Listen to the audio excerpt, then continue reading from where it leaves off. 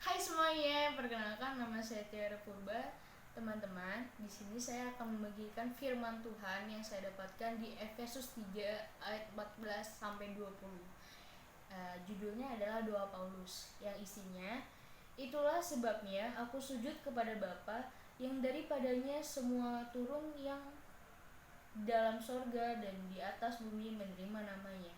Aku berdoa supaya ia menurut kekayaan kemuliaannya menguatkan dan meneguhkan kamu oleh rohnya di dalam hatimu, sehingga oleh imanmu Kristus diam di dalam hatimu dan kamu berakar serta berdasar di dalam kasih.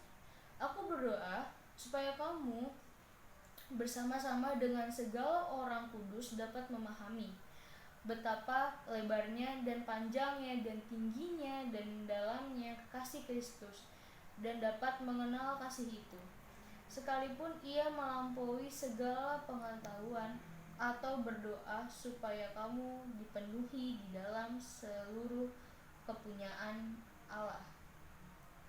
Bagi dialah yang dapat melakukan jauh lebih banyak daripada yang kita doakan atau pikirkan, seperti yang ternyata dari kuasa yang bekerja di dalam kita. Bagi dialah kemuliaan di dalam jemaat dan di dalam Kristus Yesus turun-temurun sampai selama-lamanya. Amin. Di dalam kondisi sulit seperti ini, atau contohnya saat ini, kita itu semua dihadapi dengan kesulitan yang sangat besar. Yang pertama, sulit bekerja, sulit sekolah, dan sulit melakukan aktivitas-aktivitas biasanya seperti dulu. Dan kesulitan ini tuh tidak hanya dirasakan oleh kita semua, tapi oleh seluruh manusia yang ada di dunia ini. Nah, tapi walaupun kita merasa sulit, kita merasa susah, tapi kita tidak boleh yang merasakan atau kita tuh harus berpegang teguh.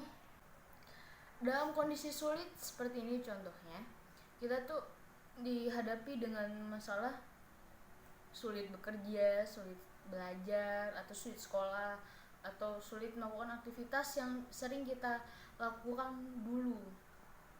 Tapi kita tidak boleh berputus asa. Kenapa? Karena kita tuh harus selalu berpegang teguh dan percaya dengan kasih cinta Allah kepada kita. Karena Tuhan itu tahu apa yang kita doakan, apa yang kita pikirkan, bahkan Tuhan juga tahu apa yang kita butuhkan, sehingga Tuhan itu akan kasih apa yang kita butuhkan saat ini. Tuhan tuh tidak pernah menjanjikan kalau hidup kita tuh akan nyaman, akan mudah, akan gampang dalam segala apapun. Tapi Tuhan tuh menjanjikan kalau Tuhan itu selalu ada buat kita, selalu menyertai kita dimanapun kita berada. Jadi di kondisi seperti ini, kita tidak boleh gampang menyerah atau putus asa. Berpegang teguhlah kepada Tuhan. Kita doa kepada Tuhan, berkomunikasi kepada Tuhan, kita beritahu apa yang kita butuhkan saat ini.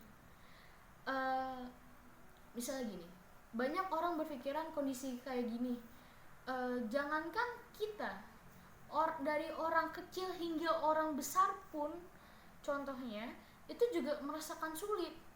Orang besar itu sulit untuk menggaji orang-orang yang WFH misalnya, tapi orang kecil pun juga berpikir bahwa kita akan dapat gaji nggak ya di kondisi pandemi seperti ini.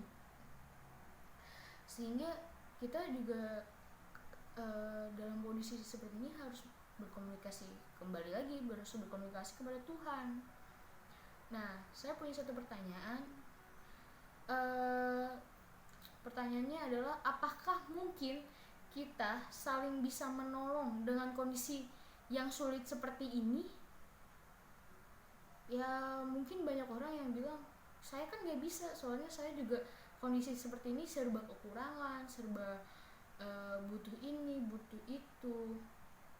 Jadi apakah kita bisa menolong? Ya kita bisa menolong seperti ayat yang Alkitab di Galatia 6 ayat 2 yang isinya seperti ini. Bertolong-tolonglah menanggung bebanmu, demikianlah katamu memenuhi hukum Kristus. Kita kembali lagi seperti doa Paulus. Kita bisa menolong orang itu bukan dalam tanda kutip menolong orang itu hanya boleh dengan materi, tapi kita juga bisa menolong orang dengan doa. Mungkin karena dia sudah sulit memikirkan sebuah jalan keluar untuk menyelesaikan sebuah masalah, sehingga dia lupa untuk berdoa. Jadi kita bisa mendoakan dia atau membantu dia dalam doa. Itu juga bisa disebut menolong. Paulus pun juga menolong dengan doa. Jadi di dalam Efesus 3 ayat 14 sampai 20 itulah isi doa Paulus kepada kita semua. Dan kita juga bisa melakukan hal yang sama, yaitu berdoa seperti Paulus. Jadi bahwa kita harus saling membantu dengan yang lain dan janganlah kita berputus asa.